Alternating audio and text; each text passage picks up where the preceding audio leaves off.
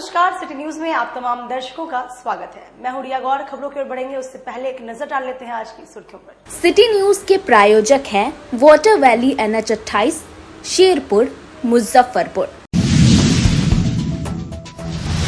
जातीय जनगणना को लेकर जदयू के राष्ट्रीय प्रवक्ता राजीव रंजन प्रसाद का दावा, जातीय जनगणना से होगा लाभ।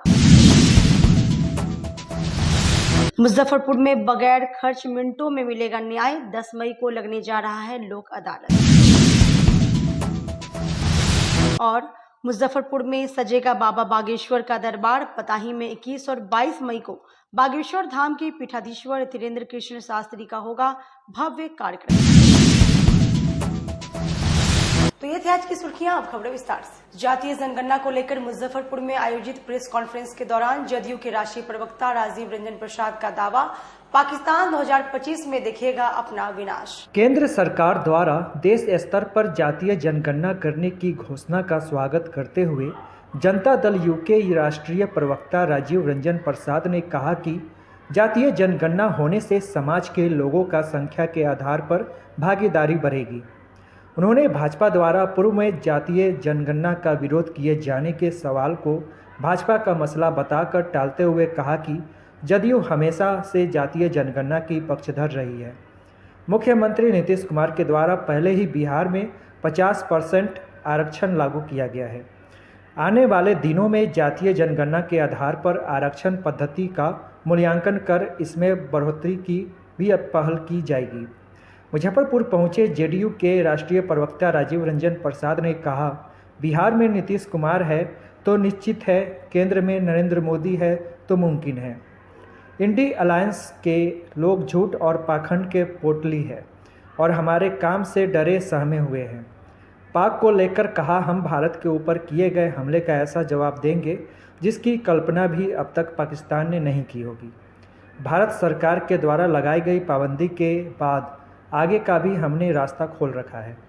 1965 में लाहौर तक, 1971 के बांग्लादेश के टुकड़ा अब इतना टुकड़ा होगा जिसका की कल्पना पाकिस्तान सपने में भी नहीं करेगा। 2025 में जो होगा उसको दुनिया याद करेगी।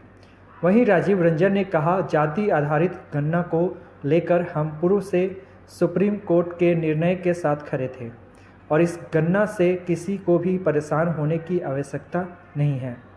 खासकर सवर्ण समाज को भी हताश होने की ज़रूरत नहीं है।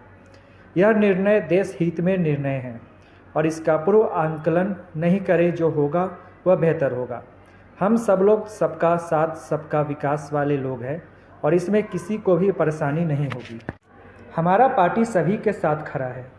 जहां आज तक कोई भी सोच नहीं सकता था, वहां एक चाय वाले ने सब कुछ करके दिखाया है और इस बात की टेंशन विपक्षी दलों में हो गई है कि हम लोगों ने इस निर्णय को कैसे ले लिया है।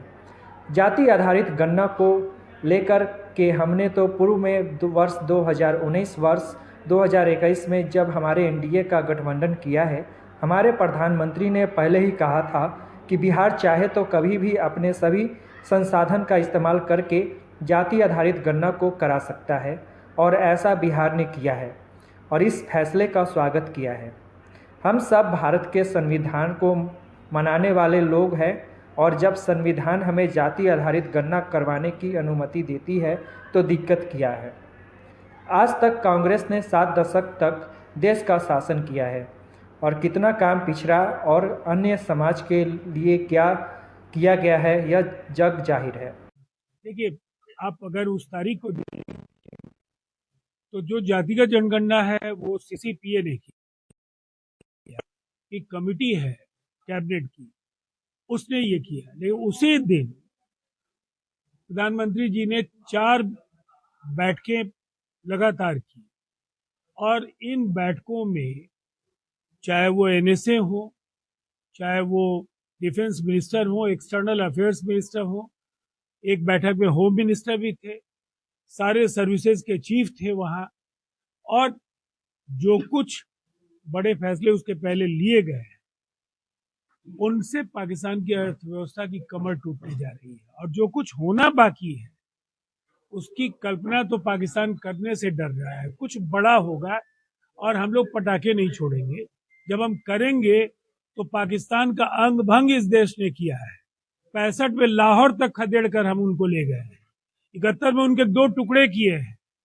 तो ये 2025 तो कई टुकड़ों में वो बटेंगे, इसका उनको अंदाजा भी नहीं। मुझे नहीं लगता है इसमें, देखिए, किसी को चिंता करने की जरूरत है। जब सवर्णों को लेकर के, देखिए, सवाल अपने अपने तरीके से लोग खड़े करेंगे, लेकिन इसका लाभ देखिए, जब ऑनरेबल सुप्रीम कोर्ट के समक्ष आरक्षण के दायरे को लेकर के हमारा अपील लंबित है, फैसला हमारे पक्ष में होगा, 9 शेड्यूल में भी जाएगा, और फिर वो जो आरक्षण को लेकर के, बड़े दायरे को लेकर के जो बातें हैं वो भी सामने आएंगी। दूसरी तरफ सवर्णों का सवाल है, तो प्राइम मिनिस्टर नरेंद्र मोदी जी ने तो 10% सवर्णों के जो आर्थिक दृष्टि से पिछड़े लोग हैं उनको भी 10% का आरक्षण दिया है।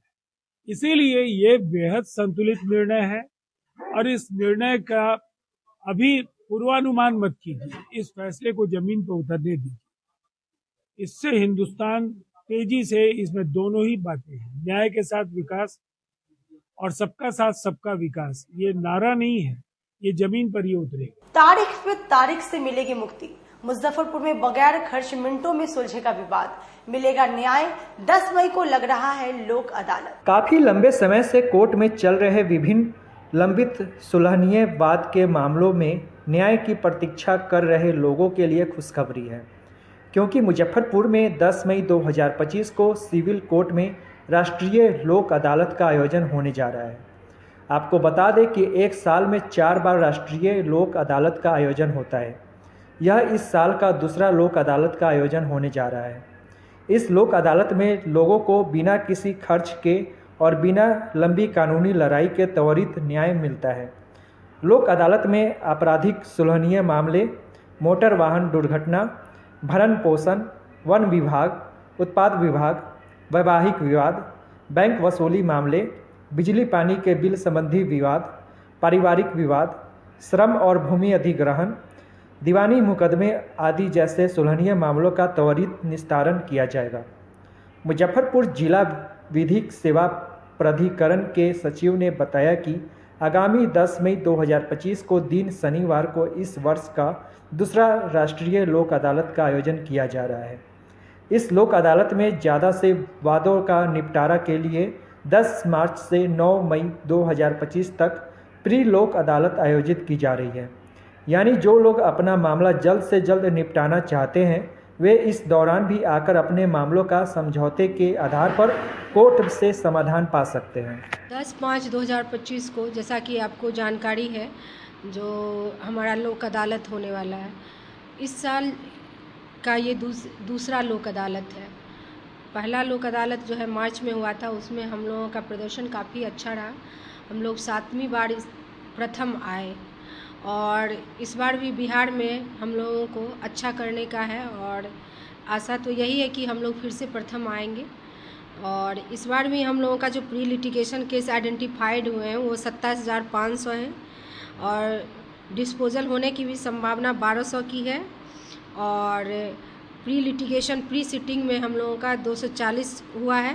पोस्ट लिटिगेशन केस जो है 23,000 आइडेंटिफाई हुए हैं, और टेंटेटिव डिस्पोजल होने की भी संभावना 1400 है। और अभी भी पोस्ट लिटिगेशन प्री सिटिंग में हम लोग 150 क्रॉस कर गए हैं।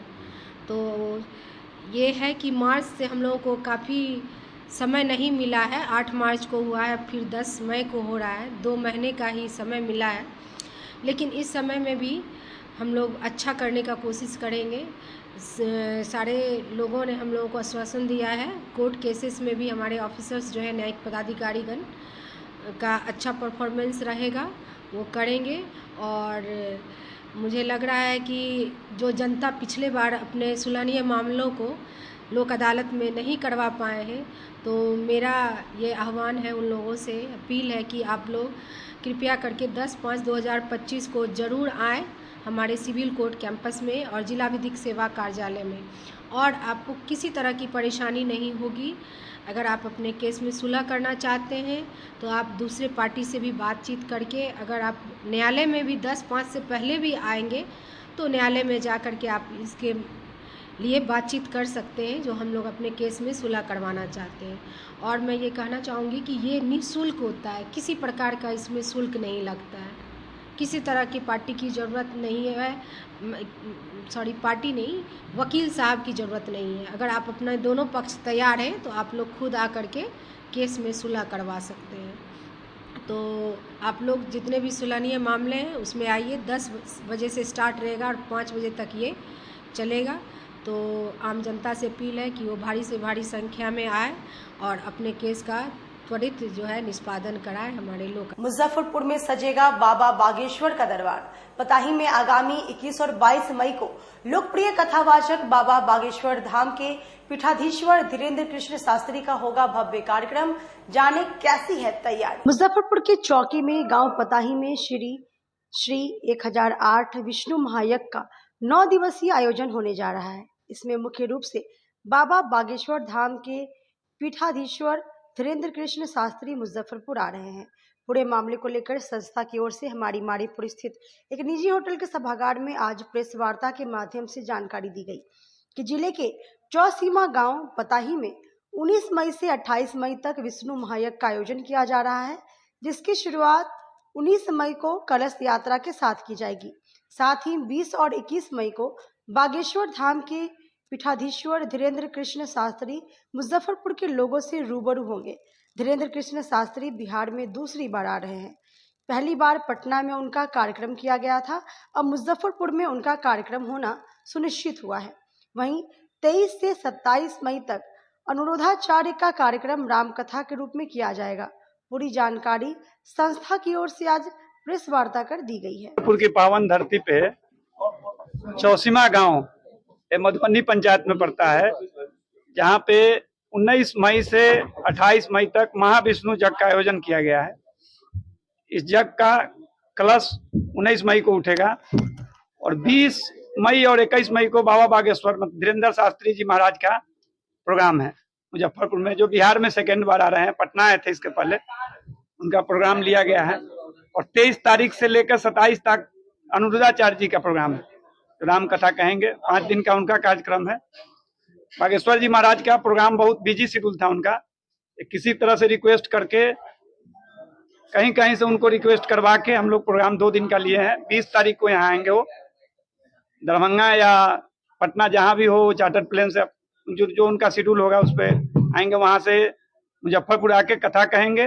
रात्रि विश्राम उनका मुजफ्फरपुर में होगा और कल सुबह में फिर 21 तारीख को कथा कह के फिर निकलेंगे। उनका 22 तारीख से कहीं दूसरे जगह कथा है। आयोजन स्थल क्या कुछ होगा? आयोजन स्थल जो 4 लेन अभी नया जो बना है, जो रिंग रोड जिसको कहिए, जो रामदयालु के पहले से कट के सुधा डेयरी तक निकला है, उसी में जब आगे जाइएगा तो पहले डीपीएस स्कूल था, जो अभी माउंट लिटेरा हो गया है।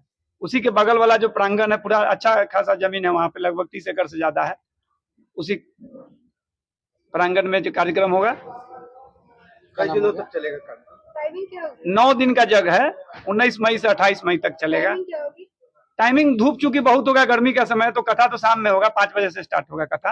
अभी इसके संयोजक मृत्युंजय जी ने बातों को रखा है। हम लोगों से जैसे भी एक कमेटी बना के जैसे सहयोग ये चाहेंगे, और ये कार्यक्रम इनका नहीं है, पूरे समाज का है, सनातन का एक कार्यक्रम है। और बाबा जो आ रहे हैं, इनका बड़ा महत्व है। मुजफ्फरपुर जागृत मुजफ्फरपुर होगा, वैभवशाली मुजफ्फरपुर होगा, इसलिए सभी भाई बहन शिरकत तो करेंगे ही। और इस कार्यक्रम को कितनी भव्यता से हो, कितना अनुशासित हो, इसके लिए सब भाई हम लोग मिलकर प्रयास करेंगे। मुजफ्फरपुर जिले में बीमार की जगह एम्बुलेंस में छुपा था बीमार करने वाला सामान। छत के गुप्त तहखाने को खोलते ही उत्पाद की टीम भी रह गई हैरान। मुजफ्फरपुर जिले में उत्पाद विभाग की टीम ने गुप्त सूचना के आधार पर कांटी थाना क्षेत्र से एक एम्बुलेंस की छत के गुप्त तहखाने से लाखों की विदेशी शराब जब्त की है। आपको बता दें कि पूरा मामला मुजफ्फरपुर जिले के कांटी थाना क्षेत्र के सदातपुर का है, जहां से उत्पाद विभाग की टीम ने गुप्त सूचना के आधार पर कार्रवाई करते हुए एक एम्बुलेंस से लाखों रुपए के विदेशी शराब की खेप को जब्त किया है। साथ ही एम्बुलेंस के चालक को भी टीम ने गिरफ्तार कर लिया है।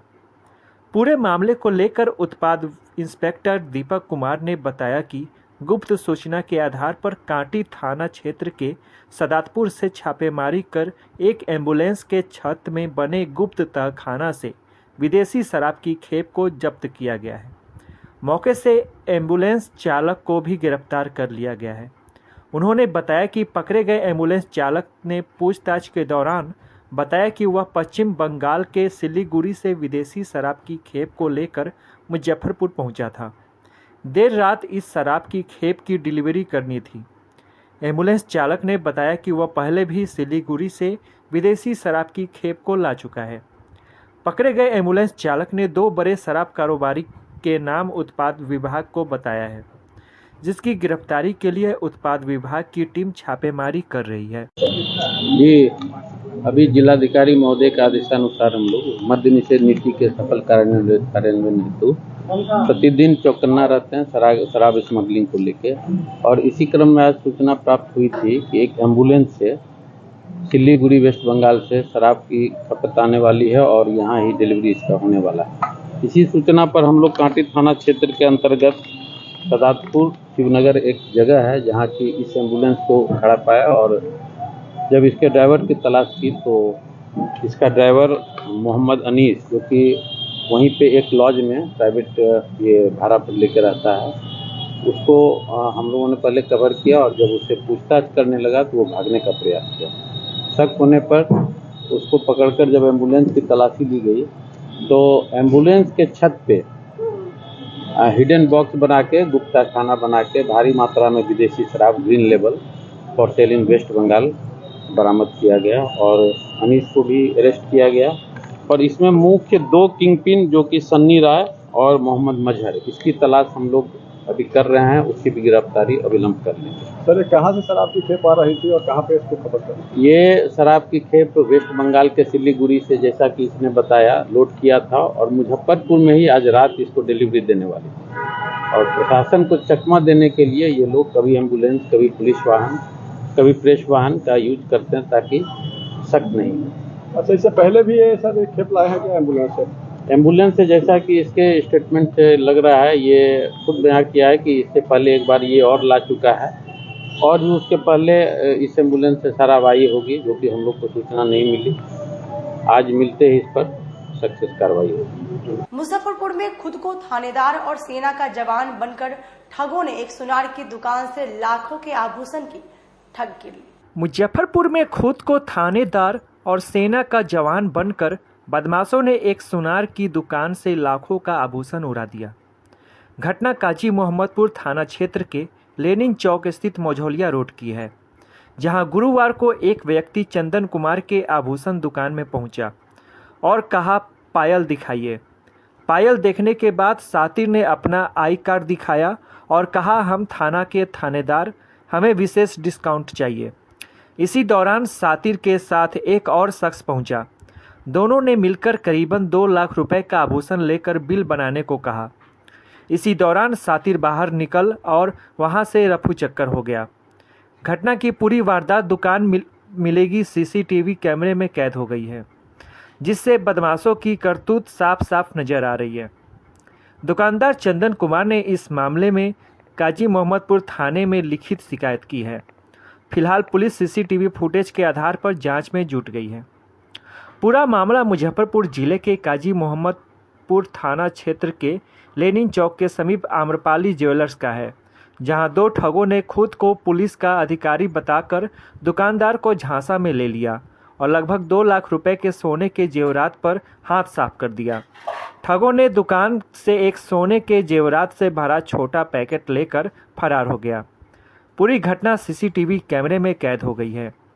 फुटेज में देखा जा सकता है कि किस तरीके से दुकान से जेवरात की चोरी करता है। दुकानदार चंदन कुमार ने बताया कि दोपहर के समय एक व्यक्ति अकेले दुकान पर आया और खुद को ग्राहक के रूप में पेश किया। उसने चांदी का बाला खरीदा और उसका पैसा पेड कर दिया। इसके बाद उसने सोने के जेवरात दिखाने को कहा। चंदन ने उसे हनुमानी सोने का आभूषण दिखाया, लेकिन उसने कहा कि यह पसंद नहीं है। फिर उसने चांदी की पायल दिखाने को कहा। चंदन ने कई पायल दिखाई, जिनमें से कुछ को उसने पसंद करके साइड में रखवा दिया। उसने कहा कि उसकी मैडम आ रही है, जब वह आए तो उन्हें यही पायल दिखाना। थोड़ी देर बाद दूसरा व्यक्ति दुकान पर आया जो आर्मी की टोपी पहने था। उसने पहले वाले व्यक्ति को सर कहकर संबोधित किया और बताया कि वह नगर थाना का इंचार्ज है। उसने पुलिस की फर्जी आईडी भी दिखाई और दुकानदार से रियायत देने की बात कही। इस दौरान दोनों ठग दुकान में रखे जेवरात के पास बार बार हाथ लगा रहे थे। चंदन ने उन्हें टोका, लेकिन वे नहीं रुके। इसी बीच उन्होंने चालाकी से दराज में रखी एक छोटी पैकेट निकाल ली, जिसमें सोने के कानों के टॉप, झाला, लरी, इयररिंग्स और अन्य छोटे जेवरात थे। इस पैकेट की कीमत करीब 2 लाख रुपए थी। जब तक दुकानदार को ठगी का एहसास हुआ, तब तक दोनों ठग फरार हो चुके थे। चंदन ने तुरंत काजी मोहम्मदपुर थाना को सूचना दी। इस मामले में थाना अध्यक्ष ने बताया कि सीसीटीवी फुटेज के आधार पर ठग की पहचान की जा रही है। जल्द ही आरोपियों को पकड़ लिया जाएगा। सर, एक कस्टमर के रूप में मतलब आए थे एक जने, उनके साथ फिर बाद में आए एक जने और चांदी का कुछ बाला खरीदे, उसका पेमेंट किए। फिर सोने का सामान लेने का ये इच्छा जाहिर किए कि हमको सोना का सामान चाहिए। तो सोना का सामान जो मांगे वो बोले कि हम नहीं है। फिर उनसे पूछा कि छोटा आइटम में खनमानी है, वो दे सकते हैं। बोले कि दिखाइए। वो दिखाने के क्रम में बोले कि और कुछ है, ये नहीं लग रहा है। फिर वो लेने से मतलब वो चीज़ को इनकार कर दिया कि सोना का नहीं चाहिए, चांदी का कुछ दिखाइए, पायल वायल। तो पायल वो रख के और अपने ड्रॉल में उसको रख के पायल दिखाए। उसमें से पायल में से कुछ सेलेक्ट किए, उसमें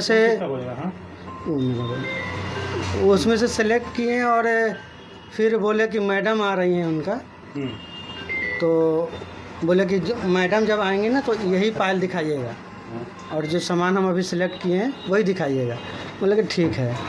और उसके साथ जो आए थे वो लोग, एक बंदा, वो बोला कि सर आ गए, सर बुला रहे हैं आपको। तो वो बोले कि अच्छा सर भी आ गए।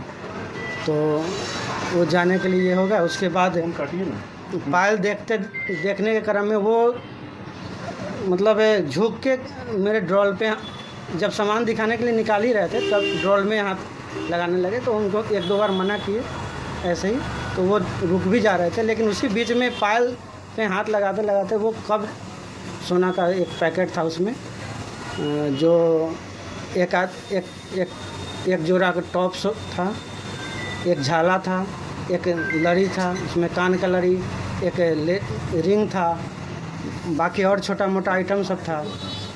और मतलब जो था मतलब 15-20 ग्राम के आसपास। कितने का नुकसान हुआ? लगभग वही 1.5 से 2 लाख का। अच्छा, ये खुद को क्या बता रहा था? वो खुद को बता रहा था कि हम नगर थाने के इंचार्ज हैं, मतलब वो ऑफिसर है और बजाते आईडी भी दिखाएं। नगर थाना? हाँ, वहाँ से हैं, हमको थोड़ा सा रिबेट दीजिएगा। पुलिस वाला बता रहा था? हाँ। और यहाँ तक कि वो एक बंदा था, वो जो ये क्या बोलते हैं, आर्मी का जो टोपी होता है उस तरह का टोपी। आईडी में क्या लिखा हुआ था? वो आईडी पे हम नज़र नहीं दिए क्योंकि अब कस्टमर हैं उनको, और ये था कि आईडी देखने का मेरा क्या बनता है। और हम जो बात की अपना बात करें, हमको तो ये कस्टमर से मतलब। पैदल आया था कि गाड़ी लेके था? हमारे दुकान में जब आए तो वो पैदल ही आए, मतलब इनकी हमको इतना, क्योंकि सामने कोई गाड़ी थी नहीं। पुलिस वाला बन के आया था? जी, लेकिन सिविल ड्रेस में थे। क्या बोला था? नगर थाना के क्या? नगर थाना के हम नगर थाना से हम हैं, उसी में इंचार्ज मतलब ऑफिसर हैं, उसी के विभाग से हम हैं। हमको थोड़ा सा ये दीजिएगा, हाँ प्रेफरेंस दीजिएगा बस।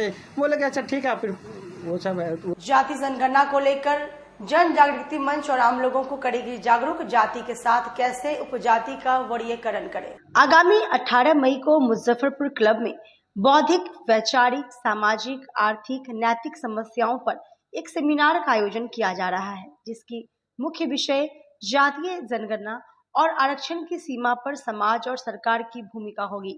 इसमें मुख्य अतिथि के रूप में पूर्व मुख्यमंत्री तेजस्वी यादव मौजूद रहेंगे।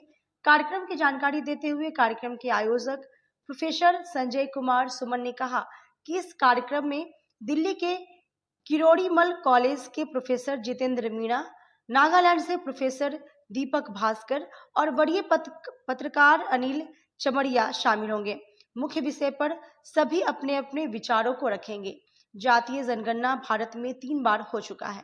इसके बाद लंबे समय से जातीय जनगणना ठंडे बस्ते में चला गया था, लेकिन हाल के दिनों में केंद्र सरकार ने जातीय गणना की बात कही है, इसलिए इस विषय पर संगोष्ठी का आयोजन किया जा रहा है। इस प्रेस कॉन्फ्रेंस में उपस्थित आप सभी प्रिंट मीडिया, इलेक्ट्रॉनिक मीडिया के बंधुओं, हम लोगों ने एक जागृत संस्था का निर्माण किया है जो बौद्धिक और वैचारिक हस्तक्षेप का स्वतंत्र मंच है। इस मंच के माध्यम से सामाजिक समस्या हो, आर्थिक समस्या हो, राजनीतिक समस्या हो, उन समस्याओं पर समय समय पर हम लोगों ने एक सेमिनार आयोजित करने का निर्णय लिया है। फिलहाल हम लोग इसी जागृत मंच के माध्यम से एक संगोष्ठी का आयोजन करने जा रहे हैं, जिसका विषय है जाति गणना और आरक्षण की सीमा, समाज और सरकार की भूमिका। इस विषय पर हमारे देश भर के प्रसिद्ध जो वक्ता हैं वो आ रहे हैं। प्रोफेसर जितेंद्र मीणा जी हैं जो किरोड़ीमल कॉलेज से हैं, दिल्ली विश्वविद्यालय के हैं। प्रोफेसर दीपक भास्कर जी हैं जो नागालैंड विश्वविद्यालय से हैं। डॉक्टर अनिल चमड़िया जी हैं जो संपादक हैं और प्रिंट मीडिया से भी जुड़े हुए हैं। इन बुद्धिजीवियों के माध्यम से जो संगोष्ठी का विषय है उसके संदर्भ में हम लोग अधिकतम बात रखने की चेष्टा करेंगे। साथ ही साथ इस संगोष्ठी में हमारे मुख्य अतिथि माननीय पूर्व उप मुख्यमंत्री तेजस्वी प्रसाद यादव जी भी रहेंगे। अब इस संगोष्ठी की आवश्यकता क्यों पड़ी? जैसा कि अभी आप सभी जानते हैं, जाति भारतीय समाज का यथार्थ है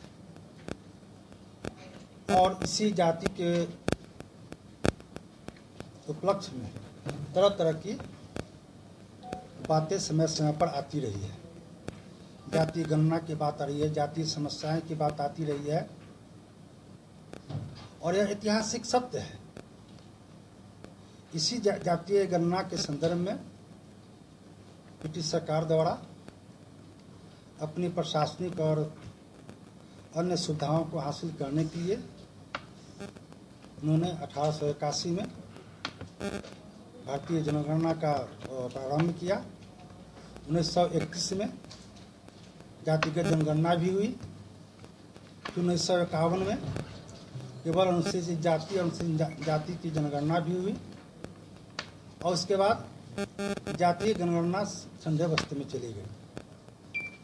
हालांकि हमारे राजनेताओं ने समय समय पर इसकी मांग भी उठाई और आज यह कहने में खुशी हो रही है कि वर्तमान केंद्र सरकार ने जातीय गणना की स्वीकृति दे दी है।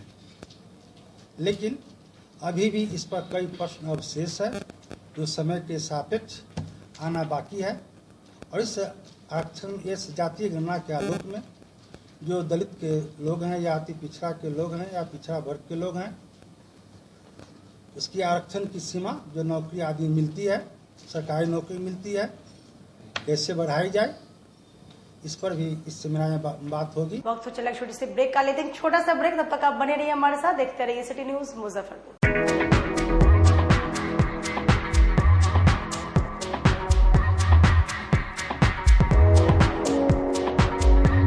गर्मी में अपने पूरे परिवार के साथ मस्ती करना चाहते हैं तो चले आइए वाटर वैली में, जो कि कच्ची पक्की चौक से 2 किलोमीटर दूर शेखपुर NH के समीप स्थित है।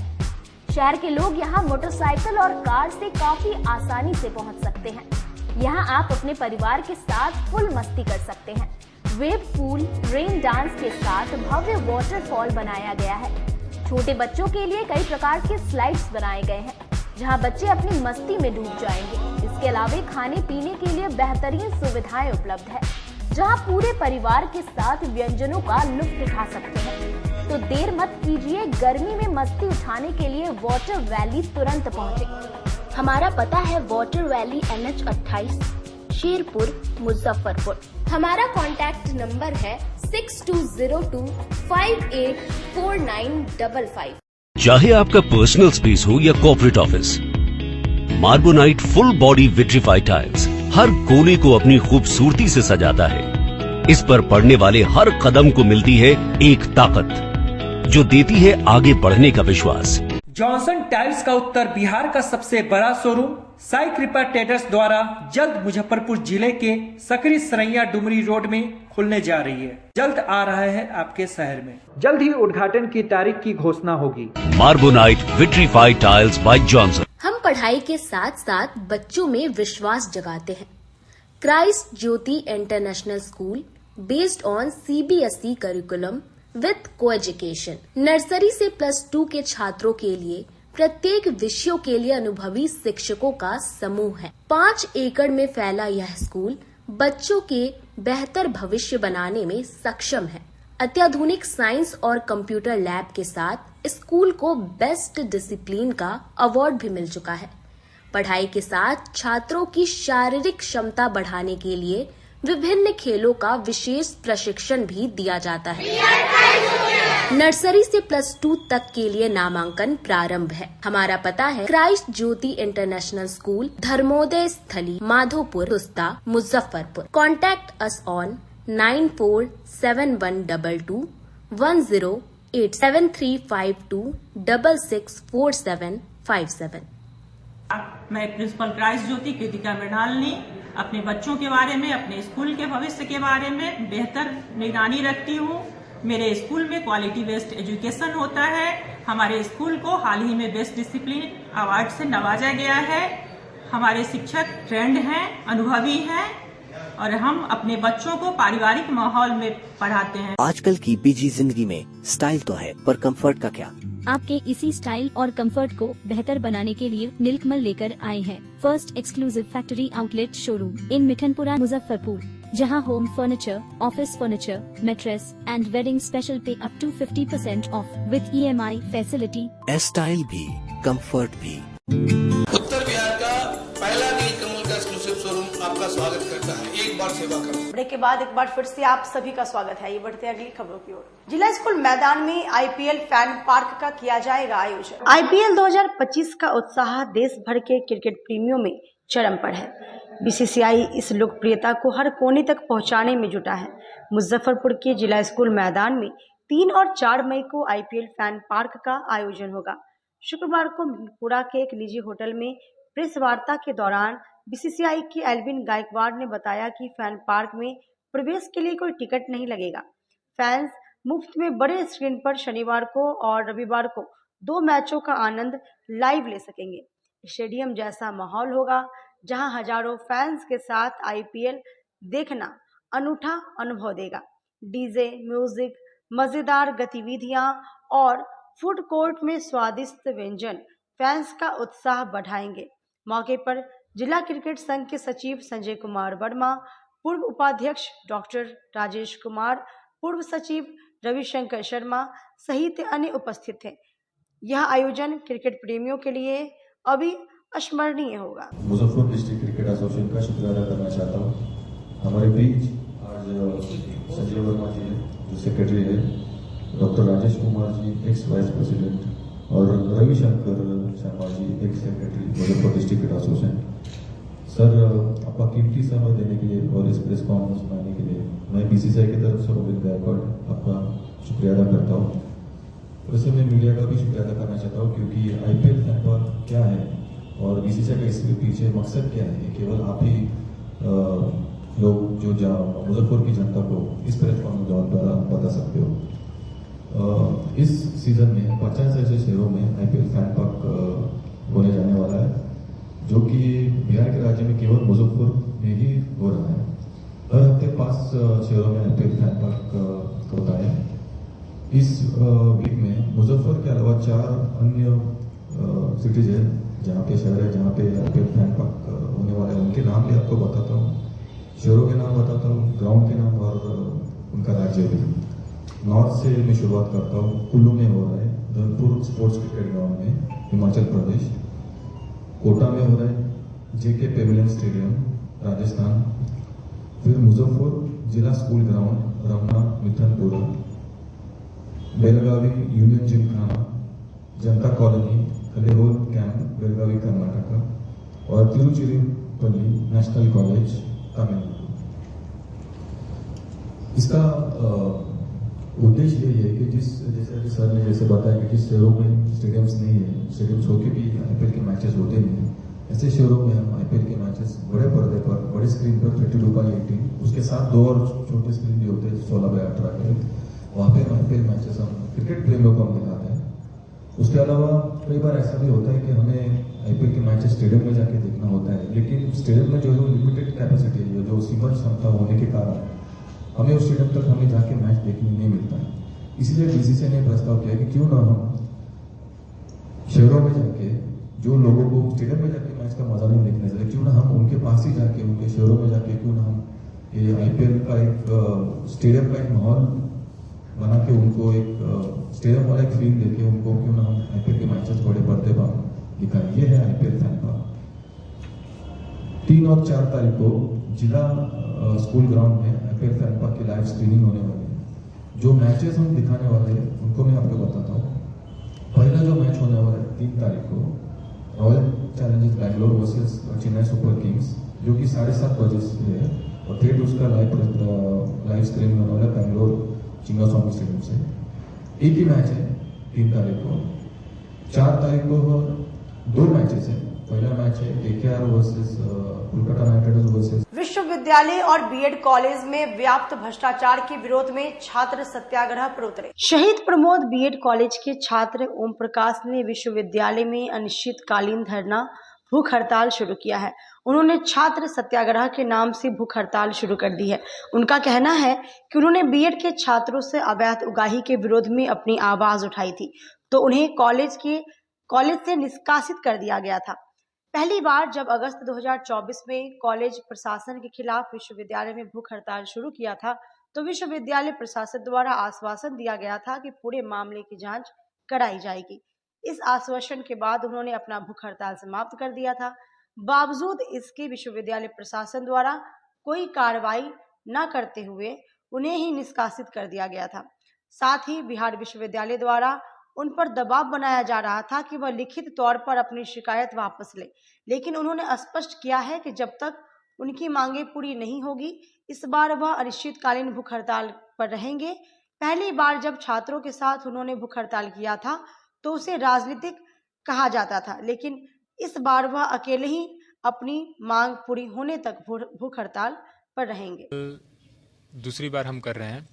पहली बार जब हम भूख हड़ताल किए थे तो विश्वविद्यालय के पदाधिकारी ने आश्वासन दिया था कि यह जो शहीद प्रमोद बीएड कॉलेज है वहाँ जो धांधलियाँ होती है इसके खिलाफ शिकायत हुआ तो उस पर जांच कमेटी भी बनाई गई थी और उसका रिपोर्ट 15 दिनों में देने का आश्वासन दिया गया था। तो मैंने पिछली बार भूख हड़ताल तोड़ा था, वो भी पिछली बार भूख हड़ताल मैंने अगस्त के माह में किया था 2024 में, और भूख हड़ताल समाप्त होने के पश्चात हमको रेस्ट्रिकेट कर दिया गया। मुख्य रूप से बात यही हो जा रही है कि मैंने शिकायत किया था कि कॉलेज में अवैध उगाही की जाती है छात्रों से, प्रैक्टिकल के नाम पे, परीक्षा शुल्क के नाम पे, एब्सेंटी फीस के नाम पे, है ना, और इन सभी चीज़ों पे जांच भी बैठाया गया यूनिवर्सिटी के द्वारा, लेकिन इस पर कोई कार्रवाई नहीं करते हुए छात्र को ही परेशान किया गया। जब उनके द्वारा आश्वासन दिया गया था उस आश्वासन पे काम भी होनी चाहिए थी, लेकिन किसी प्रकार की कोई काम नहीं हुआ, बल्कि छात्र को उस कॉलेज से भूख हड़ताल समाप्त करवा करके निष्कासित कर दिया गया। विश्वविद्यालय के पदाधिकारियों का कहना है कि लिखित रूप से अब तुमको शिकायत वापस लेना होगा। पहले तो कॉलेज ही कहते थे कि शिकायत वापस लो, अब तो विश्वविद्यालय के पदाधिकारी भी कहते हैं कि तुमको शिकायत वापस लेना होगा तभी तुम्हारा डिग्री कंप्लीट करवाएंगे। ऐसा विश्वविद्यालय के पदाधिकारियों ने भी कहा। मैंने उसके बाद भी लगातार भूख हड़ताल के 1 साल बाद भी मैंने इन सभी चीज़ों को बार बार कहा कि सर मैं लिखकर कुछ नहीं दूंगा, फिर भी उन्होंने बार बार इस चीज़ों को नज़रअंदाज करते रहे हैं। हर जगह से लेटर भी आता है, हर राजभवन के लेटर को, शिक्षा विभाग के लेटर को, हर लेटर को ये नज़रअंदाज करते रहे हैं और हमसे ही शिकायत वापस लेने की मांग कर रहे हैं। अगर मेरी कुछ गलती नहीं है तो हम शिकायत करें, वापस क्यों लें? हमारी मांग है कि भाई जो भी हमको रेस्ट्रिकेट किया गया है वो वापस ले, मेरा जो आगे का पढ़ाई है उसे रेगुलर करे। अगर हम कुछ गलती किए हुए हैं तो जांच कमेटी का रिपोर्ट दें, वो तो खुद ब खुद साफ हो जाएगा कि हाँ जांच कमेटी में किसकी गलती है किसकी गलती नहीं है। तो जांच कमेटी पहले विश्वविद्यालय को देना चाहिए, रिपोर्ट देना चाहिए। रिपोर्ट क्यों नहीं दे रही है? कितना पैसा विश्वविद्यालय को मिला है रिपोर्ट नहीं देने के लिए, और मुझे ये कहने के लिए कि बैक हटो, शिकायत शपथ पत्र दो दे करके बैक हटो। इन सभी तमाम बातों को लेकर के हम भूख हड़ताल पर बैठे हैं और यह भूख हड़ताल अनिश्चितकालीन चलेगी जब तक मेरी मांगों को मान नहीं लिया जाता है। हर बार यह होता था कि मेरे साथ लड़के बैठते थे तो उन लोगों को लगता था कि हम राजनीति कर रहे हैं, इस वजह से इस बार हम अकेले बैठे हैं और यह भूख हड़ताल अकेले ही चलेगा, चाहे अब जो भी हो इसका परिणाम। इसके लिए हम डरने वाले लोग में से नहीं है, चाहे जो जिस भी परिस्थिति को हमको झेलना पड़े हम झेलेंगे। 5 मई से एलिस कॉलेज मैदान में पुरुषों के लिए तो महिलाओं के लिए MIT कॉलेज मैदान में होमगार्ड की होगी बहाली। आगामी 5 मई से होमगार्ड जवानों की भर्ती शुरू होने वाली है। इसी को लेकर आज जिलाधिकारी और वरीय पुलिस अधीक्षक ने स्थल का निरीक्षण किया। इस अवसर पर जिलाधिकारी सुब्रत कुमार सेन ने कहा कि 17,000 आवेदन आया है, जिसमें से 296 लोगों की भर्ती होनी है। इसे लेकर गृह विभाग द्वारा स्पष्ट निर्देश दिया गया है कि जिसका पालन हम लोग करेंगे। इस बार बायोमेट्रिक सिस्टम के जरिए सभी लोगों की पहचान कराई जाएगी और पारदर्शी तरीके से बहाली करवाई जाएगी। सुबह 5 बजे से पहले बैच की भर्ती प्रक्रिया शुरू होगी। उसके बाद 6 बजे, फिर 7 बजे और 8 बजे तक 4 बैच में बहाली की जाएगी। इसलिए सभी आवेदक समय पर बहाली स्थल पर पहुंचने का प्रयास करें। वहीं वरीय पुलिस अधीक्षक सुशील कुमार ने कहा कि CCTV फुटेज से सभी जगहों पर नजर रखी जाएगी। हम लोग पूरी तरीके से बहाली में पारदर्शिता बरतेंगे और जो भी आवेदक आएंगे उनके कागजात की पूरी जांच पड़ताल की जाएगी। इसकी पूरी व्यवस्था कर दी गई है। 10 तारीख से होमगार्ड की बहाली होनी है और 17,000 से ज्यादा आवेदन हम लोगों को प्राप्त हुआ है। 296 वैकेंसी है और ये 22 तारीख तक चलेगा। इसमें बिल्कुल जो नवीन तकनीक है उसके माध्यम से दौड़ की एक्टिविटी होगी या कोई भी जो फिजिकल एक्टिविटी है, चाहे वो शॉर्ट पुट हो, लॉन्ग जंप, हाई जंप हो, तो RFID जो है वो लगाया जाएगा हर एक कैंडिडेट में। हर उसका एक जैकेट वगैरह है। तो पूरी प्रक्रिया है ताकि जो है इलेक्ट्रॉनिक तरीके से भी मॉनिटरिंग हो सके। और कई बार जो वाद विवाद की स्थिति होती है कि उस समय से उन्होंने दौर पूरा कर लिया था, अभ्यर्थी का यह दावा होता है, और जो वहाँ पर लगे हुए वीक्षक होते हैं या पदाधिकारी होते हैं उनको भी इस संबंध में जो है उनका पक्ष दूसरा कुछ रहता है, तो वो भी इस बार समस्या नहीं होगी। इस बार जो है गृह विभाग ने जो इलेक्ट्रॉनिक तकनीक है उसके माध्यम से दौड़ की व्यवस्था की है। सभी का बायोमेट्रिक लिया जाएगा जब फिजिकल वो देने आएंगे उस समय, मतलब दौड़ से पहले, और जब वो पूरी फिजिकल एक्टिविटी कंप्लीट कर लेते हैं, क्वालिफाई हो जाते हैं, उसके बाद जो है उसका बायोमेट्रिक स्कैनिंग की जाएगी ताकि किसी तरह के इम्पर्सोनेशन की बात नहीं हो, किसी के बदले कोई कैंडिडेट जो है आकर के यहाँ फिजिकल एक्टिविटी में सम्मिलित ना हो जाए। इसको लेकर के विस्तृत हम लोगों ने डेपुटेशन किया है, पुलिस पदाधिकारियों का भी और सिविल साइड के ऑफिसर्स, मजिस्ट्रेट, सबको हम लोगों ने लगाया है। कई सीनियर डिप्टी कलेक्टर लगे हुए हैं और इसको बहुत बढ़िया से हम लोग संपन्न कराएंगे और जो भी इसका रिजल्ट होगा उसको हम लोग समेकित रूप से अंतिम रूप से प्रकाशित करेंगे। और लोगों को लगभग 300 पुरुष और महिलाओं को कुल मिलाकर के 296 वैकेंसी है। हम लोग सबको फिर निश्चित समय सीमा जो गृह विभाग की है उसमें नियुक्ति पत्र भी वितरण करेंगे। ठीक है। पदाधिकारियों के लिए क्या कुछ रिपोर्टिंग टाइम? 5 बजे से कैंडिडेट्स का पहला बैच को यहाँ रिपोर्ट करना है, तो उससे पहले पदाधिकारियों को आना है, चाहे वो पुलिसकर्मी हो, हमारे कोई भी और गर्मी का मौसम है इसलिए हम लोगों का है कि पहला बैच 5 बजे रिपोर्ट करें, उसकी रनिंग स्टार्ट हो जाए, जो प्रक्रिया होती है रजिस्ट्रेशन वगैरह की, उसके बाद दूसरा 6 बजे, तीसरा 7 और चौथा 8 बजे है। इसके लिए ग्रुप्स बन गए हैं और इसमें सारे पदाधिकारी, चाहे वो PhD के हों, स्वास्थ्य विभाग के हों, वो सिविल साइड के हों, पुलिस विभाग के हों, फिजिकल टीचर्स को भी कुछ को लगाया गया है और जो हमारे जिला खेल पदाधिकारी है वो भी यहाँ पर हैं। तो सभी पदाधिकारी से यही अपेक्षा होगी कि समय से पहले वो आ जाए और हम लोग जो है कैंडिडेट्स को जो विभाग की गाइडलाइन है उसके अनुरूप हम लोग उनको फिजिकल टेस्ट में सम्मिलित कराएं और उसमें जो भी उत्तीर्ण हो उसके बाद जो मेडिकल वगैरह की प्रक्रिया होती है उसको भी हम लोग ससमय संपन्न करा लें।